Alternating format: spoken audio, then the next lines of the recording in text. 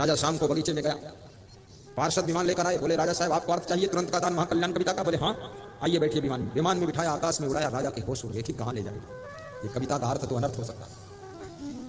7 लोक के बाद 8वें लोक में विमान उतर गया, देखा कि एक स्वर्ण महल बन रहा।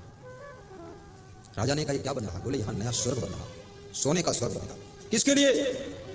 धरती लोक में एक धर्मवीर नाम का राजा रहता है, बहुत दान पुण्य करता, सेवा परोपकार करता, जनता की सेवा करता है, उसके लिए यहाँ पर स्पेशल स्वर्ग बनाया जाता है। राजा ने कहा तो मैं ही हूँ धर्मवीर राजा, मेरा नाम। बोले आपके लिए बना, देख लीजिए। राजा खुश हुआ, लौट कर आया, लेकिन मन में एक भाव आ गया। चौथे दिन जब ब्राह्मण आया, उसने फिर कविता सुनाया, तुरंत का दान महाकल्याण। तो राजा ने कहा अपनी बेटी तेरी कविता बनाती है उसको लेकर आओ, उसके साथ में विवाह करूंगा, ये लोक और परलोक का ज्ञान रखती है, उसके साथ में शादी करूंगा। ब्राह्मण बड़ा दुखी हुआ कि बेटी 17 साल की और ये राजा 60 साल का, जोड़ा भी सेट नहीं होता। ये क्षत्रिय मैं ब्राह्मण, ये भी सेटिंग नहीं, कलयुग होता तो सेटिंग बन भी जाती। राजा का मन ललचा गया कि ऐसी कन्या को मैं अपनी रानी बनाऊं। ब्राह्मण दुखी होकर लौटा, 10 स्वर्ण मुद्रा लेकर। कवि सब खुश हो गए कि अब चक्कर में पड़ा है, ठीक है, वो भी नाम दे रहा।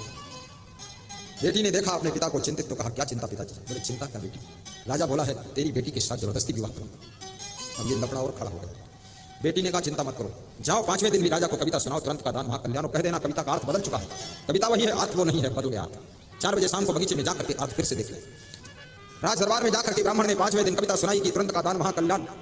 खुश हुआ और बोला बेटी आई? बोले वो नहीं आई, लेकिन उसने बताया है कि कविता का अर्थ बदल गया है। 4 बजे शाम को बगीचे में जाइए, पार्षद विमान लेकर आएंगे, विमान में बैठकर जाना और अर्थ पता चल जाएगा क्या अर्थ बदला। राजा शाम को गया बगीचे में, पार्षद विमान लेकर आए, विमान पर बैठा, आकाश में विमान उड़ा, 7वें लोक के पश्चात 8वें लोक में उतरा। वहां देखा कि वो जो सोने का स्वर्ण महल बन रहा था, स्वर्ग नया बन रहा था, उसको हजारों मजदूर तोड़ रहे हथौड़े से, और वहां बहुत बड़ा गड्ढा खोदा जा रहा है, वहां नरक का निर्माण प्रारंभ हो चुका है। राजा ने कहा ये क्या हो रहा है, इसको तोड़ के यहाँ गड्ढा क्यों? बोले यहाँ नरक बनाया जाएगा। बोले क्यों? बोले धर्मवीर राजा अधर्मवीर राजा हो गया है, क्योंकि ब्राह्मण की कन्या के साथ में जबरदस्ती विवाह करना चाहता है। ब्राह्मण का मन दुखी है, अधर्म उसके मन में आ गया, इसलिए उसके नरक तैयार किया जाए, स्पेशल नरक में डाला जाएगा। राजा ने पार्षदों से कहा मुझे पृथ्वी लोक पहुंचाइए जल्दी। विमान से पृथ्वी लोक राजा आता है। 6वें दिन ब्राह्मण फिर आता है, फिर सुनाता तुरंत का दान महाकल्याण। राजा कहता है ब्राह्मण देवता आपकी बेटी के विवाह में जितना धन लगेगा मैं लगाऊंगा, जहां इच्छा वहां विवाह करो, मैं तुम्हारी बेटी के पैर छूंगा, उसको पत्नी नहीं बनाऊंगा। मैं सब देखा यार, विचार बदलते ही फल बदल जाता है। ब्राह्मण खुश होकर के घर आया, बेटी ने कहा आज बहुत खुश पिताजी। बोले आज तो सब काम बन गया, सारा धन राजा लगाएगा, जहां इच्छा वहां शादी करूंगा। बोले राजा से फिर 6ठे दिन जाकर के 7वें दिन फिर सुना दो जाकर तुरंत का दान महाकल्याण, फिर नया अर्थ आ चुका है, फिर से देख लिया राजा।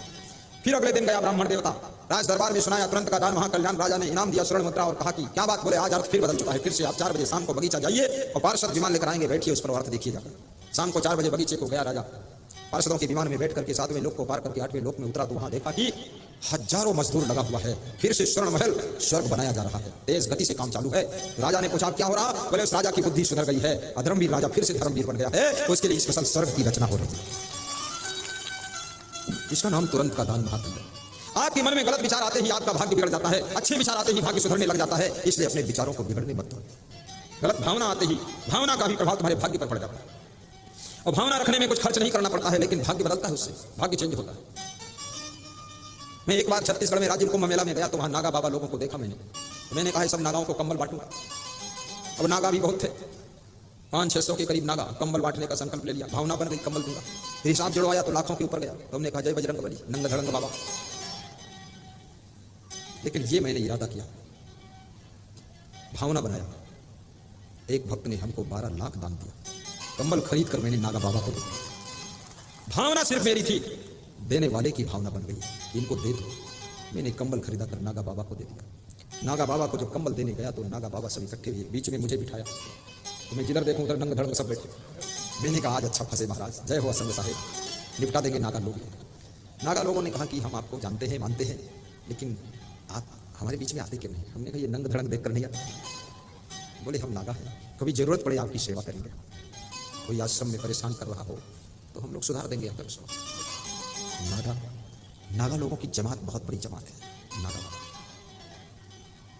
मैं सभी नागा बाबा का सम्मान करके जब लौटा, बड़ी प्रसन्नता की प्राप्ति। याद रखना, जब निस्वार्थ भाव से तुम किसी की सेवा करते हो, तब तुम्हें जो सुख मिलता है वो सुख 3 लोक में कहीं भी नहीं मिलता। बहुत सुख मिलता। जाकी रही भावना जैसी प्रभु मूर्ति देखी, कैसी। नास्ति बुद्धि युक्तस्य नाचा युक्तस्य भावना नाचा अभावयतः शांति अशांतस्य कुतः सुखम् यत्र छालाव संतुष्टो द्वंद्वातीतो विमत्सरा समासिद्धौ सिद्धो विचक्रत्वापि न निबध्यते युक्ताहार विहारस्य युक्त चेष्टस्य कर्मसु युक्त स्वभाव बोधस्य योगो भवत् दुःखः। नास्ति बुद्धि युक्तस्य, जिसके पास में यथा योग्य बुद्धि नहीं है और यथा योग्य भावना नहीं है और जिसके पास में बिल्कुल भावना ही नहीं है, कृष्ण कहते हैं उसको शांति कहाँ मिल सकती है, और जिसको शांति नहीं उसको सुख कहाँ हो सकता है। इसलिए भावना अपनी अच्छी बनाइए, भाव तो होना चाहिए। भाव दो भक्ति दो, भक्ति की शक्ति दो, मुझको इसे के सिवा कुछ नहीं चाहिए। मुझको इसे के सिवा कुछ नहीं चाहिए। भाव दो भक्ति दो, भक्ति की शक्ति दो, मुझको इसे के सिवा कुछ नहीं चाहिए। धर्म बड़े दान दो, भक्ति का ज्ञान दो, मुझको इसे के सिवा कुछ नहीं चाहिए।